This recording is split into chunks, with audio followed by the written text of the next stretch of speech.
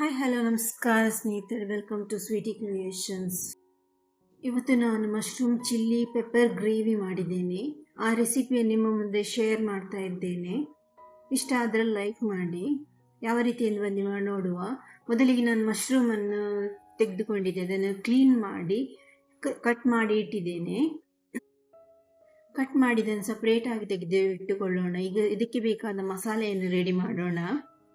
ಒಂದು ಬೌಲ್ ತೆಗೆದುಕೊಂಡಿದ್ದೇನೆ. ಒಂದು ಚಿಕ್ಕ ಬೌಲ್ ತೆಗೆದುಕೊಂಡಿದ್ದೇನೆ. ಅದಕ್ಕೆ 1 ಚಮಚದಷ್ಟು ಜೀರಿಗೆ ಪೌಡರನ್ನು ಹಾಕ್ತಿದ್ದೇನೆ. ಮತ್ತು 2 ಚಮಚದಷ್ಟು ಕೊತ್ತಂಬರಿ ಹುಡಿಯನ್ನು ಸೇರಿಸ್ತಾ ಇದ್ದೇನೆ. ಮತ್ತು ಇದಕ್ಕೆ ರುಚಿಗೆ ತಕ್ಕಷ್ಟು ಉಪ್ಪನ್ನು ಕೂಡ ಹಾಕ್ತಿದ್ದೇನೆ. ನಿಮಗೆ ಎಷ್ಟು ಉಪ್ಪು ಬೇಕಷ್ಟು ಹಾಕಬಹುದು. ಈಗ 2 ದೊಡ್ಡ ಚಮಚದಷ್ಟು ಒಳ್ಳೆ ಮೆಣಸಿನ ಪೌಡರ್, ಪೆಪ್ಪರ್ ಪೌಡರ್ ಹಾಕ್ತಾ ಇದ್ದೇನೆ. 3 ಚಮಚ ಹಾಕಬಹುದು. ಅದರ ಜೊತೆಗೆ ನಾನು 2 ದೊಡ್ಡ ಚಮಚದಷ್ಟು ಸೋಯಾ ಸಾಸನ್ನು ಹಾಕ್ತಾ ಇದ್ದೇನೆ. ಡಾರ್ಕ್ ಸೋಯಾ ಸಾಸ್ ತೆಗೆದುಕೊಂಡಿದ್ದೇನೆ.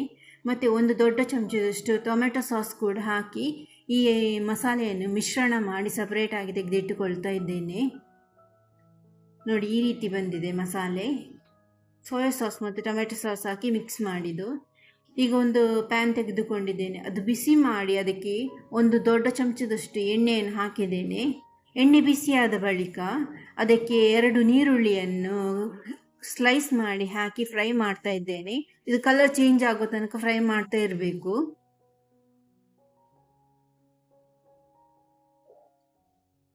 ಕಲರ್ ಚೇಂಜ್ ಆಗ್ತಾ ಬಂತು. ಈಗ 2 ಹಸಿಮೆಣಸಿನಕಾಯಿ ಸ್ಲೈಸ್ ಮಾಡಿ ಹಾಕ್ತಾ ಇದ್ದೇನೆ. ಇದನ್ನು ಸ್ವಲ್ಪ ಹೊತ್ತು ಫ್ರೈ ಮಾಡುವ.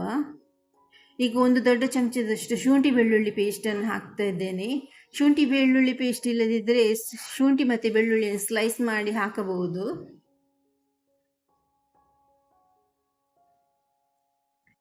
ಇದನ್ನು ಸ್ವಲ್ಪ ಹೊತ್ತು ಹುರಿಯುವ.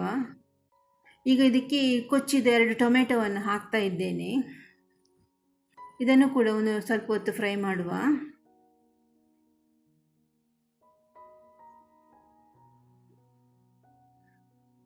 ಸ್ವಲ್ಪ ಹೊತ್ತು ಫ್ರೈ ಮಾಡಿದ ಬಳಿಕ ಆಗ ತಯಾರು ಮಾಡಿಟ್ಟ ಮಸಾಲೆಯನ್ನು ಈಗ ಇದಕ್ಕೆ ಸೇರಿಸ್ತಾ ಇದ್ದೇನೆ. ಮಸಾಲೆಯನ್ನು ಸೇರಿಸಿ ಸ್ವಲ್ಪ ಹೊತ್ತು ತಿರುಗಿಸುವ. ಈಗ ಅದಕ್ಕೆ 1 ಕಪ್ಪಿನಷ್ಟು ನೀರನ್ನು ಕೂಡ ಸೇರಿಸ್ತಾ ಇದ್ದೇನೆ.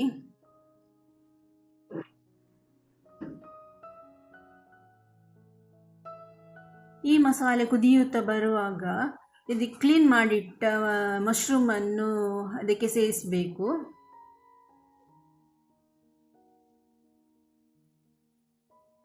ಮಶ್ರೂಮನ್ನು ಸೇರಿಸ್ತಾ ಇದ್ದೇನೆ. ಈಗ ಇದನ್ನು ಮಿಕ್ಸ್ ಮಾಡಿ ಒಂದು 5 ನಿಮಿಷಗಳ ಕಾಲ ಬೇಯಲು ಬಿಡೋಣ.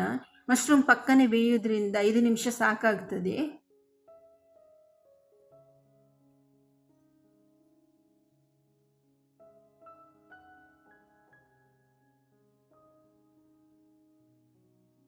ಈಗ ಮುಚ್ಚಳ ಮುಚ್ಚಿ ಒಂದು 5 ನಿಮಿಷಗಳ ಕಾಲ ಬೇಯಲು ಬಿಡೋಣ. 5 ನಿಮಿಷ ಆಯಿತು. ಈಗ ಇದಕ್ಕೆ 1 ಕ್ಯಾಪ್ಸಿಕಮ್ಮನ್ನು ಕಟ್ ಮಾಡಿ ಸ್ಲೈಸ್ ಮಾಡಿ ಹಾಕ್ತಾ ಇದ್ದೇನೆ. ಇದನ್ನು 1 ನಿಮಿಷಗಳ ಕಾಲ ತಿರುಗಿಸುವ.